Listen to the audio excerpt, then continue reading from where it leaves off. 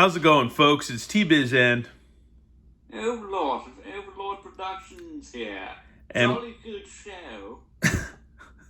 and once again, it's story time with T-Biz and Overlord, and this is the Walt Disney's The Sorcerer's Apprentice from the motion picture Fantasia. See. This is Disney's wonderful world of reading, and you know how this goes. We're gonna read one of my old childhood books. You know, that my mom got me back in the day when I was a little kid, or actually, probably like what 3 or 4 years old. I think it might have been 4 years old. But anyways, Knee high to a grasshopper. yeah. Anyways, we're gonna read this, and you're gonna hear some commentary from us from Overlord, and yeah, let's get started. First of all, from the cover, Mickey is a wizard. He looks like some kind of magician wizard, some kind of, I don't know, occultist or something. I have no idea. Let's see. Here's the opening of this book, and it's Mickey, a bunch of rows of Mickeys spiraling down, carrying a bunch of buckets of water, and he looks like he's stressed out. This one right here, he looks kind of pissed. When he reaches the end, he looks pretty... This is total bullshit. Yeah, he's pretty tired. And then you can see where I tried to write my name early on. And it's Matthew, but I spelled it M-T-T-H, backward A, W, and an E. So I was almost there. Like a discount corn. Yeah, it's like discount dyslexia or whatever. But yeah, I'm not dyslexic, by the way. But yeah, well, that's crazy. Anyway, there's anything wrong with being dyslexic. But yeah, there's some more, some marker and pen from me on this book. Let's see, Walt Disney's The Sorcerer's Apprentice, Random House, New York. Let's get started. Okay. Once there was a man who knew everything there was to know about magic. He was a great sorcerer. And he got this old-looking, wizard-looking white dude with hairs. It's kind of grim and dank right here. There's a skull right on top of this table where he's got these tomes, these books stacked up. He's kind of got his these books stacked up how I do my... That's where the album cover Melissa was taken. There's a candle, there's a skull there, and there's him just trying to do some wizardry stuff. There's some smoke, or some kind of smoky cloud. I guess smoke emanating from the skull. Some kind of dark wizardry. The sorcerer had a wonderful hat. When he wore his hat, he could just think magic and it would happen. He could think about a butterfly and it would appear. And then once again, you see that skull with some butterflies, you know, fuming from it. But only the sorcerer knew the magic words to make it disappear. It's funny, because I don't think in kids' books you'd see a skull in magic and wizardry in books these days. But yeah, that's how cool, I guess, when was this book published again? It was... mid-70s? Yeah, it was like, let's see, 1973, this version. But I know I got it probably around, what, 78, 79 or something. Anyhow. Let's go on. See, the sorcerer did not live alone. He had a helper named Mickey. Mickey did all the work. He swept the floor. He chopped the wood. He carried the water from the well. Mickey knew about the magic of the hat.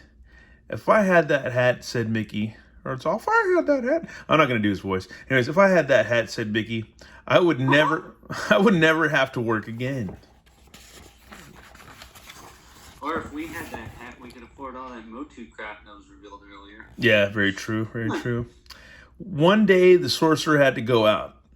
Mickey was alone at last, and there on the table was the sorcerer's magic hat. See, I'm going to have to stop here for a second, because I feel like these books all have like kind of a lesson for young children and kids and stuff. And I feel like these kind of, these books don't really like kind of keep you from being bad or getting into stuff you're not supposed to. I kind of feel like it's almost a guide to do wrong or whatever. But yeah, let's keep going. Now I can be a sorcerer, said Mickey. He reached for the magic hat. He put the hat on his head. So there's Mickey grabbing the hat, putting it on his head. And Overlord's got this figure, the Super 7 Ultimate of this figure. Yep. An old broom was standing by the wall. I will put a spell on that broom, said Mickey. He did what the sorcerer always did. He pointed his fingers at the broom, and the broom began to move. You see some lightning bolts coming from his hands. The broom grew 2 feet. It grew a right arm, and it grew a left arm. Broom, commanded Mickey. Pick up the buckets. The broom did just what Mickey said. Go up the steps, said Mickey. The broom went up the steps. Fill the buckets, said Mickey. The broom filled the buckets. Bring them back, said Mickey. The broom brought them back. Pour the water, said Mickey. The broom poured the water. There's Mickey looking satisfied. Mickey danced around the room. Magic is easy, he cried. I will never work again. Then that would be all of us if we could. Then Mickey sat down in the sorcerer's chair. Work, broom, work, he said. Don't suck anymore. While the broom went on to filling buckets and pouring water, Mickey fell asleep. He dreamed he was the greatest sorcerer in the world. That's funny. He's like pointing at a star. I don't know what the heck that is. He's just like kind of laying there. Let's see. Suddenly something cold and wet woke him up. It was a splash of water. These nuts. Hey, easy now. Another splash knocked Mickey out of the chair. That's funny. Water was everywhere. The broom was flooding the room. Stop, Mickey cried. Stop, broom. Stop, I say. Knock it off, you son of a bitch. But the broom did not stop. Mickey pointed his finger at the broom, but the broom kept going.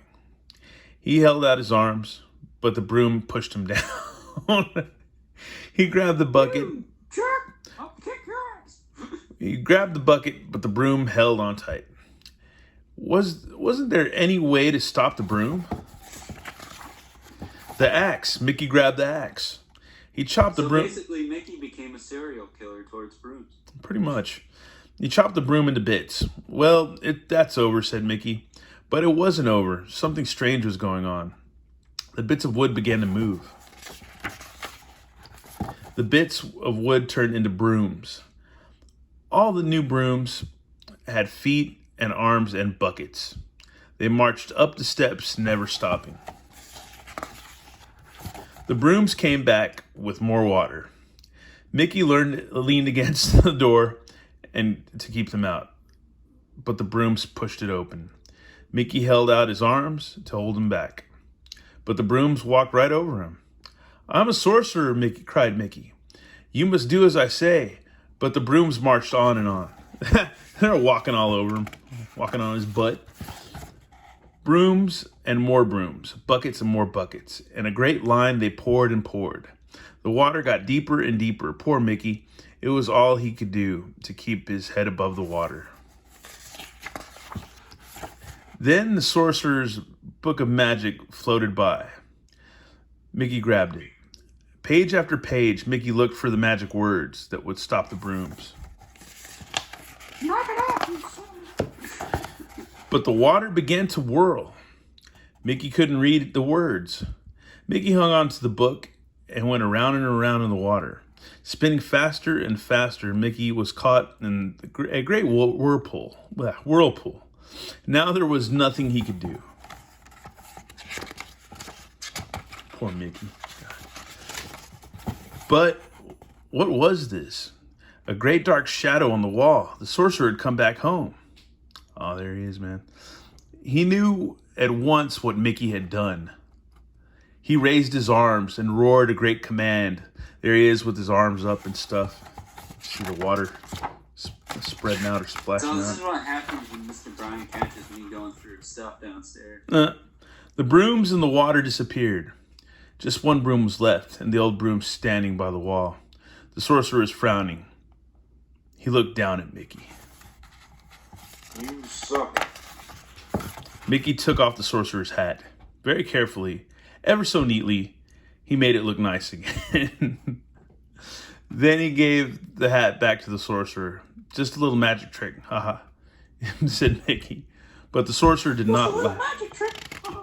But the sorcerer did not laugh. Sorcerer looked down at his little helper. Don't start what you can't finish, he said. So Mickey went up the steps and back to work. Stupid mouse, God. Anyways, It's all the mouse, T-Biz's co-workers. The sorcerer, T-Biz. I guess what we got out of this was Don't slack off. Well, don't slack off. And if you're going to try to take the easy way out, it'll kind of bite you in the butt in the end. And just, I don't know, don't take hats from strange old white men. I don't know. With freaking smoking skulls? Yeah, don't do that. Don't do that at all. And also there's different kinds of magic. I guess there's white magic, black magic, and all that stuff. So maybe white magic, is that the power to be a good liar? maybe so. I don't know.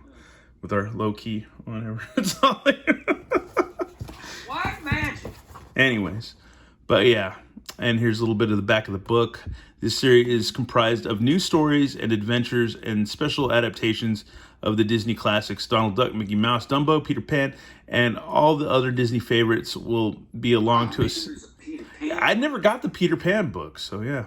We'll be along to assist every youngster in exploring the wonderful world of reading. By using simple vocabulary and exciting new illustrations that fully explain the text, these books have been designed to encourage youngsters to read by themselves. Simple text indeed. Yeah. And you know what's the... Simple text is making a grown-ass man stutter like a SOB right now. But you know what's the funny thing is I don't think people read enough these days. I think people use autocorrect to help them get by, and I think they need to read more often. And these are good books if you can. Not all like me and have an excuse. Yeah, that's true. But if you can find these books, get them because they're easy to read. And if not, I don't know. Maybe me and Overlord could hold like some kind of reading seminar, like teaching thing or whatever on What are we? On freaking soccer moms? Yeah, something. I don't know. Maybe. Yeah. We're gonna start selling culinary dishes and stuff now. Well, Maybe yeah. fluffy sweaters. Maybe so. The sweaty balls. Anyways, thanks for watching, y'all. We're gonna have another. This is episode 2, so we're gonna have another one coming. To wrap my mouth around this ball. No, we're gonna do another one soon next week. I don't know which one we're gonna pick. This was Overlord's pick. Wasn't mine, but it was his pick. So yeah. Thanks for watching, y'all, and have a good one. All right, later.